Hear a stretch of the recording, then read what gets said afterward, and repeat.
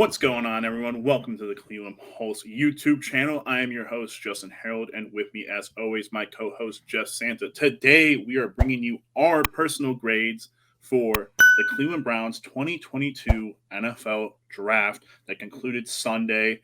The Browns ended up making a couple of picks, not exactly where we started off on day one or day two, to be fair.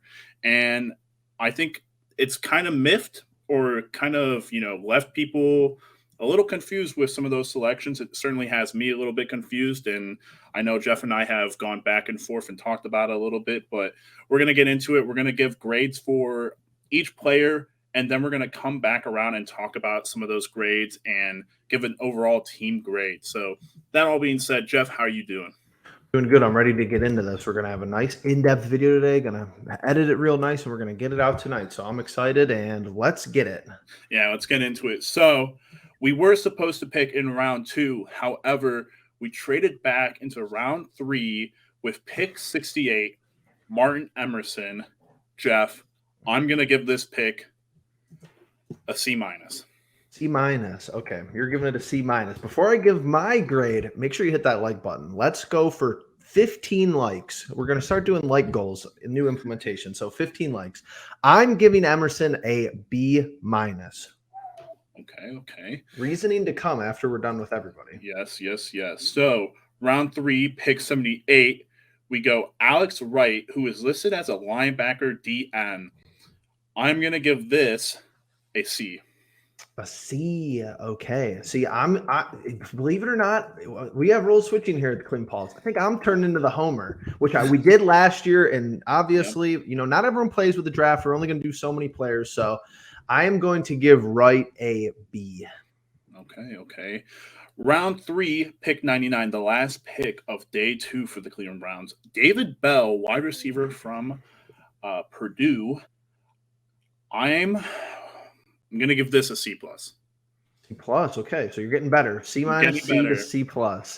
I'm going to stay consistent here and keep this as a B. Wow. Okay. So then we move on to day 3. We're going the first pick for the Browns in round 4, pick 108, defensive lineman from Oklahoma, Perrion Winfrey. And excuse me if I pronounce his first name wrong. The dude's got a ton of energy. I will give him that. I'm going to give this pick a B. B+, actually. B+. Okay, so that's your highest graded. I am going to give Winfrey an A-. I'm keeping him as no one's getting better than that pick. For me, I think he kind of saved the draft for a lot of people as far as optics, and I like his energy. We haven't had I just don't. All right, we'll get into it. I'm getting excited. But let's go on to York is next, correct? Yeah, so pick 124 in round 4, Cade York, kicker from LSU. I'm gonna give this a B. Okay, you're giving this a B, and you give Winfrey a B+. I'm giving this. This is my first mistake. I think I'm giving this a C. I'm gonna give him a C-. Okay. Interesting. So then we move into round 5, pick 156. Now we really start getting into the weirdness of this draft. Jerome Ford, running back from Cincinnati. Yep. I give this a B-. A B-. And this is our last grade we were handing out before we get into specifics. I'm going to give right now, we're grading on right now, I am giving this a C. Okay. And now, do you want to give the team overall grade before we move into reasonings, or do you want to come back to that? Let's come back to that. All right. So we're going to go all the way back to our first pick with Martin Emerson, cornerback. So, Jeff, I believe everyone here was kind of, really confused at the point. We traded back from round 2. Lots of quality players available in that position that we were at before trading. And we move back and we go get a positional player that I'm going to be very critical of, because I think the time of this selection and the selection itself makes very little sense to me.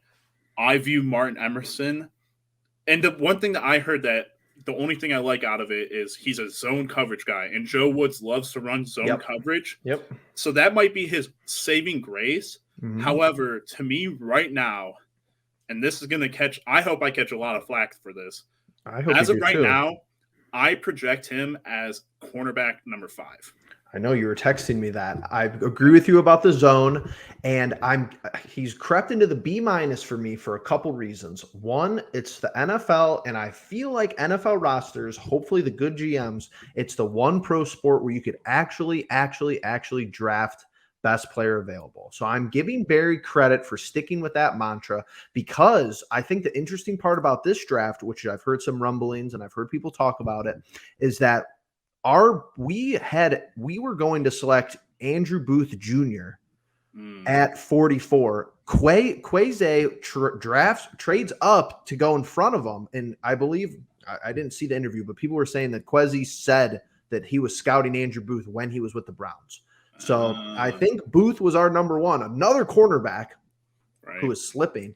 So I'm giving credit for Andrew Berry, best player available, and he sneaks into the B- instead of the C+ for me because of the wide receiver room of the Pittsburgh Steelers, Deontay Johnson, Chase Claypool, and now George Pickens, as well as, of course, the Super Bowl wide receiving core of Higgins, Boyd, and Jamar Chase over with Cincinnati. You need 3 good corners in this division. You need 3 elite corners, and I can't give him anything higher than a B- because of players who were taken at 44, or the whole draft, the whole trade back, and our division rivals, getting Ojabo, who you liked, getting George Pickens, who I liked. So he stays at a B- for me. That's interesting, because I do take into consideration the players taken after that pick that we originally had. Right. And I think Ojabo is like the big one for me, obviously, because the pick immediately after is the Ravens taking Ojabo, which we'll see. And they have like an A draft for me. Everyone's so high on their draft. And I think they did phenomenal. Here's the thing with Emerson that I wasn't liking what I heard. People were trying to suggest that Emerson is an outside cornerback, and that would mean the moving of Greg Newsome inside to the nickel. And I don't know that unless we play 100% of the snaps of nickel coverage or with 3 cornerbacks, I think that's an instant mistake. And it's an instant mistake to even think that Emerson gets ahead of Greedy or AJ Green in my mind, because I think both those guys, when they were healthy, and this is the biggest thing, Jeff, you're talking about having 3 great corners. It's great to have him because, hopefully the drop off from all these guys isn't significant. I don't think it was last year. I think, when guys weren't playing, AJ Green, an undrafted free agent from 2 years ago, played phenomenal. Troy Hill, when he played, was phenomenal. Greedy had his moments. Greg Newsome as a rookie was great. And obviously we know Denzel Ward, phenomenal. So for me, it's hard to look at Emerson and be like, I expect you to contribute right away.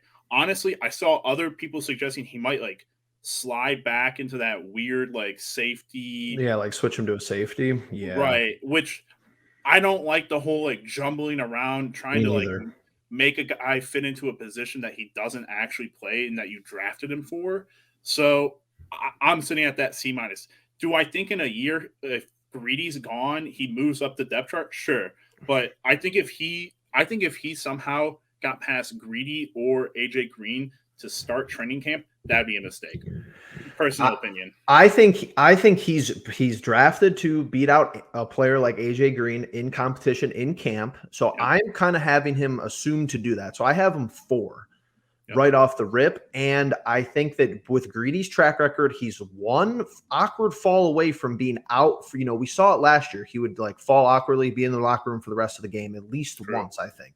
So if you could have somebody who's ready to come in and contribute at cornerback 3, even if he is slotted in at 4, Greedy gets hurt, that works for me. And he creeps into the B- because of the emphasis on versatility. If he could play outside, that's fine. I agree with you that Newsome's technique and his speed and everything else is way more beneficial on the outside of the football field. And I get it that Emerson kid, he might not be able to keep up with wide receivers. I guess his speed was the contending issue.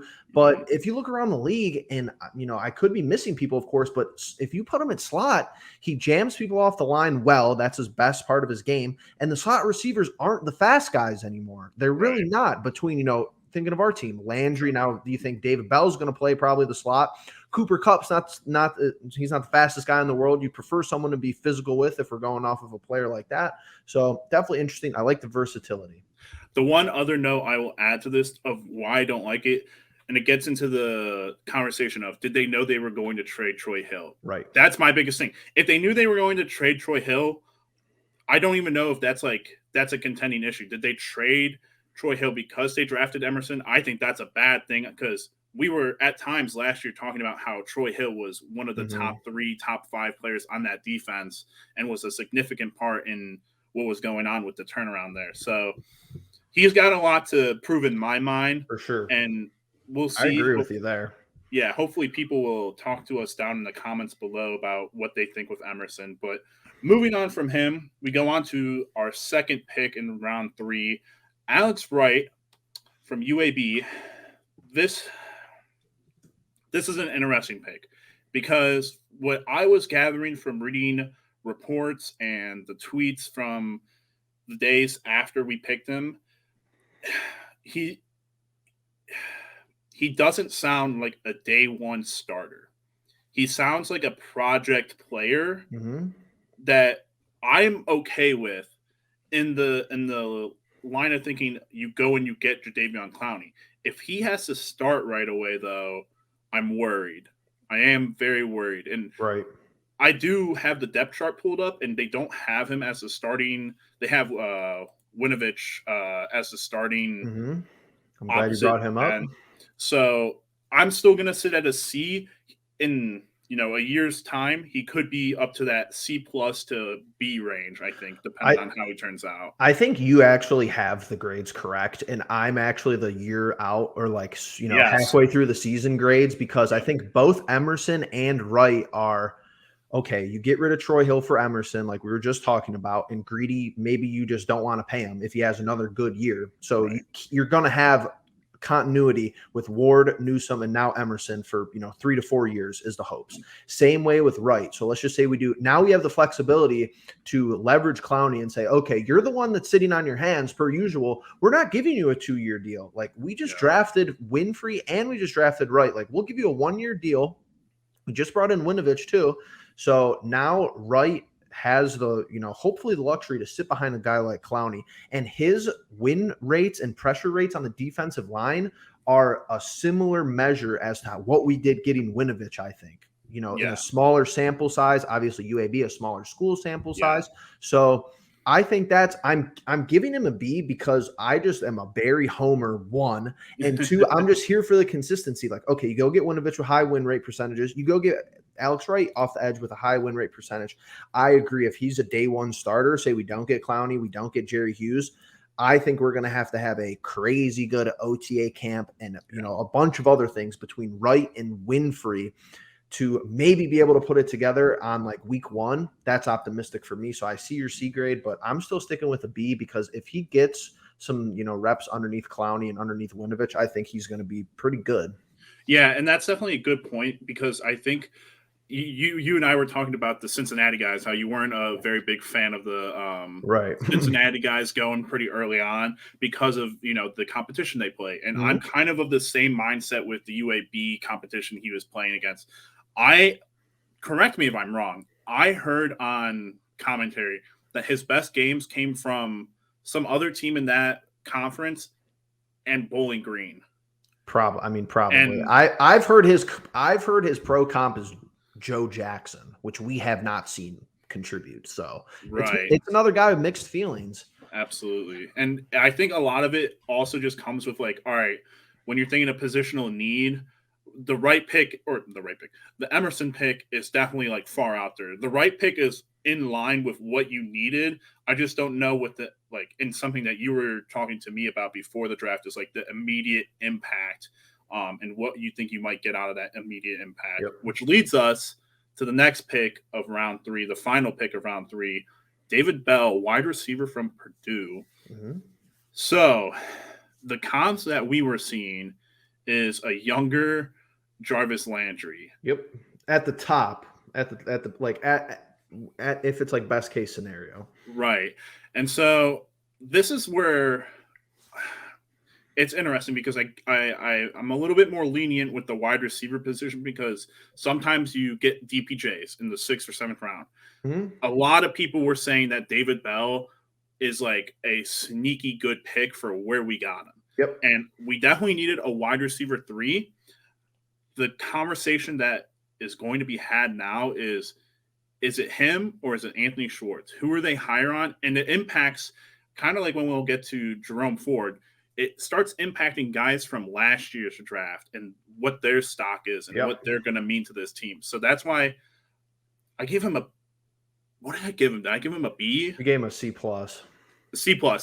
Okay. Yep. So I gave him a C+ because I'm interested to see if he'll get that third wide receiver position. He's going to have to fight Anthony Schwartz with it, but it also just impacts what I was trying to get at is like, all right, you drafted a wide receiver in round 3 of last year in Schwartz. Now you're doing it again. What's the idea here? Is Schwartz going to be your punt returner, kick returner, even though we went out and got a guy specifically for that in free agency, or what's going on here? So certainly an interesting pick, but I think David Bell is great value for where we got him and what he did at Purdue. Yeah, I think this being our second draft coverage, I think we've learned to not fall in love with too many guys because we kind of graded everyone highly last year. I think I've graded people a little bit higher than average this year, but it's like, a lot of people from the draft, it's hard pressed for them to contribute. Like we loved Felton last year. He doesn't play. Like that's just how it goes. Like that's just how the NFL draft is. Some of these guys might not make the roster, especially past what Tommy Togiai from last year. Yeah, exactly. We liked every single pick last year. That's not the reality. I sneak him into a B because I think if the high side is Jarvis Landry and the low side is like Hollywood Higgins, if he could be somewhere in the middle, that works really well. I think he's like a possession receiver like Hollywood Higgins, which we saw a lot of success with in the playoff run, especially in the Chiefs game, because he was kind of like the guy that, got the better matchup, the guy that the defense kind of had to forget about between Landry, our running backs, and, even our tight ends in some sets. But I'm here for the versatility. I'm here for sets that, okay, now we could have, DPJ and Schwartz on the field at the same time, 2 different guys who win differently with the deep ball, one with speed, one more with a little route running we've seen with DPJ. And then, you could have 2 technicians out there at the same time with David Bell and Amari Cooper with Deshaun Watson under center. So I'm here for the versatility. I'm keeping him at a B. I think he's going to be the guy the defenses forget about. If we have Chubb out there, if we have Amari out there, and if we have DPJ out there and Njoku out there, and David Bell's, could somehow fit into that rotation and fit into the slot, I think that I like the value. Yeah, I like the value as well. And I think that the one thing I did see about him is that the contested catches are very high win rate percentage for him. Something to that extent. Plus, I believe he got Big Ten wide receiver honors. Best each Big year. Ten. Yeah. So he was the Big Ten receiver of the year fraudulently last year. Not to hate on the guy because he's a Brownie, but it's like we know he shouldn't have won that award. If like Chris Olave, and Garrett Wilson aren't on the same team, then one of those two are. If they're on. He's a contested catch receiver. I'm in for that. Yeah, absolutely. Then we get into round 4, pick 108, Perrion Winfrey, the dude with the most energy on this team, embodying the dog pound mentality that I think everyone's, people kept saying he cut a promo, like a WWE promo. I loved it. But this pick is easily like the best one I think Andrew Berry had. Where it was in the draft, what position it was, and just the guy that we got in general, I think is a check mark at all 3 points for me. It'll be interesting to see because he's probably going to be the only day 1 starter on this team outside of Cade York, because we just cut 2 of our kickers. So, and you don't draft a kicker.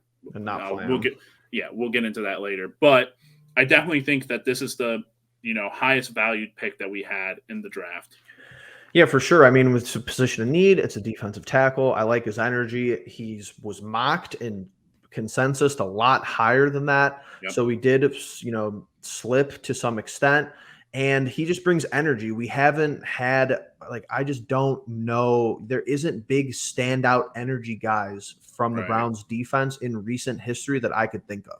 I think JOK tried to do that last year, play with some violence. I just want guys who are going to play with some violence and not get penalties. It's really that easy. We've had some guys try to do it last JOKs year. And then you have the Ronnie Harrisons. Yeah, that's what I'm saying. Even Malik McDowell was just dirty hit kind of guy, which I was cool with unless he got, unless it was 15 yards, and I wasn't as cool with it. But right. I like Winfrey. I like his energy. He seems motivated. He seems ready to get in, and he wants to play with Myles Garrett. So I'm hoping he's the day one starter, and I'm hoping he plays really well.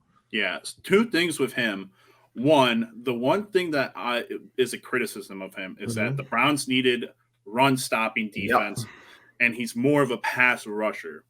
Now, I don't see that being a huge problem, but it's definitely something that we'll have to keep an eye on throughout the year. And then just this is a side note that has very little to do with anything, but Greg Newsome the night before was texting with him. That's pretty interesting that he was in the know about him, or he just he called a couple of our picks this year. I think he called Bell and Winfrey back to back just on where we were at on the board and how it was shaping up. But yeah, that's just really interesting to look at. So then we're gonna move on to, we got 2 more picks. We're gonna go on to the kicker. I think this is pretty self-explanatory. I think the only part about it to talk about is how high we drafted him. So round 4, pick 124, Cade York, LSU. Listen, he's going to be your day one starting kicker. The percentages are interesting. I believe he was Mel Kiper's highest ranked kicker. Yep. So you got the number 1 guy there. What are your thoughts in terms of where we got him and just what you think? The B grade for me is listen, you're so hit and miss with drafting kickers. And it's that's never why I have him lower. Yeah, it's never going to be above a B for me because none of these guys are. It's not like any of them are 100% from every single distance possible. That's why I have him as a C- because I'll start really pessimistic and low on him and hope that I'm wrong and my expectations are changed because, the good things, let's start with that. I hear that he graded higher on people's draft boards than Evan McPherson last year, who Cincinnati drafted. So let's just say he's better than Evan McPherson. That's a huge win, right? Obviously, but I'm nervous because I have no expectations for kickers. Like I said, kicking in the AFC North, all the division games are extremely difficult any time of the year, wind, rain, snow, hail, whatever. So, you're putting a lot of pressure on a kid in the 4th round to come in and, he has the most pressure out of anybody between the fans, between how Kevin Stefanski wants to operate, which what I assume is, a total 180 from how the fans are. He comes in and misses a few kicks. It's it's just going to be a mess off the rip. I hope he doesn't, obviously. I hope he plays very well for us. And I want to say that go back to our last mock draft because so many negative comments. Glad you guys aren't the GMs, because we drafted a kicker and a punter, 2 picks on special teams, no NFL team drafts like that. Barry picks kicker before our mocks had a kicker. So go back and delete your comments because I'm about to be flaming you guys on Twitter because he takes a kicker in the 4th round earlier than us. Yeah. We picked the kid from Texas though, didn't we? Yeah. The Dicker. Yeah. It is what it is. Whatever. I mean, we still had a Bell. kicker. Yeah, I got Bell in our last mock draft. I feel like you had Winfrey. I think we did pretty good. We're gonna have to go and look, but I think we did all right. Yeah. So, and the one thing that I want to say about York is just I think even the kid from Cincinnati last year struggled early. I remember the Green Bay Cincinnati game that I feel like could have been won multiple different times in overtime. Yep. But both kickers were not doing very well. Yeah, so. Got to be patient. That's my biggest thing. Just got to be patient with this kid. No one, since Phil Dawson, no one's been good at it. So just be patient with him. Yeah. Now we move on to our final pick that we're really going to get into because after this, it's kind of like the rest of the class with Michael Woods and Isaiah Thomas and Dawson Keaton. A lot of those guys are going to have a hard time even making the roster, if not just being special team guys or maybe backup rotational injury reserve players. Yeah. So going into the last pick, round 5, 156, Jerome Ford from Cincinnati. this is like an interesting pick because everyone's been talking about it. It's like the running back room is crazy depth filled right now. Nick Chubb, Kareem Hunt, Dearness Johnson as of right now, Demetric Felton, Jerome Ford. Now, Jeff and I were talking about Demetric Felton being on just move to like wide receiver or just being on the outs in general. And a lot of people had him as like a favorite Browns player from last year. Yep. It's very interesting that they go running back here. But Jeff and I have talked about it. I think the interesting thing is that he was at Alabama. Yeah, he transferred from Alabama. And instantly became the 4th ranked running back. I think where we got him is a great, value. And I think it speaks to the best player available thing with Barry. I think this is a great value pick because if you look into the future, don't think Kareem Hunt's here next year. Yep. Dearness Johnson could not be here next year. And Demetric Felton might end up being like a utility guy / practice squad who gets what's that thing with the practice squad? They can save 3 players each week from getting stolen. Yep. He might be on that list for the next year, and we'll see him do great things the year after. But overall, I like this pick. I don't know. I shudder to be like it's a phenomenal pick, but at the same time, this is like a in the distance kind of future thing that I have a big mind for because I wanted Ojabu for next year. Right. And that's why I have such like leniency with it, I guess. Yeah. This is like an Emerson and Wright pick you're hoping. Like not a whole lot of impact this year, but you're hoping that he could develop and he could be a guy who plays a bigger role next year, which is not what a lot of people and what a lot of fans want to talk about because of how the roster is, compiled and how our offseason moves have shaken out to win now. But I'll keep him at a C. Not a C minus and, not a C plus, just an average C grade because I'm here for the roster building long term. Yeah. And I like that he came from Alabama. I like that he came from Cincinnati. He was like basically the whole offense for Cincinnati in the playoff game against Alabama, which was interesting. Right. So I like that he's a pass catcher. I think that that's something that we need to incorporate in our offense more. Another guy that could develop under running backs, but he's not getting any higher of a grade for me because I'm here for the competition, but I'm not here for the confusion where It's like, okay, we have 5 running backs. They didn't say that Felton is going to exclusively be in the wide receiver room, at least in the most recent interview I saw.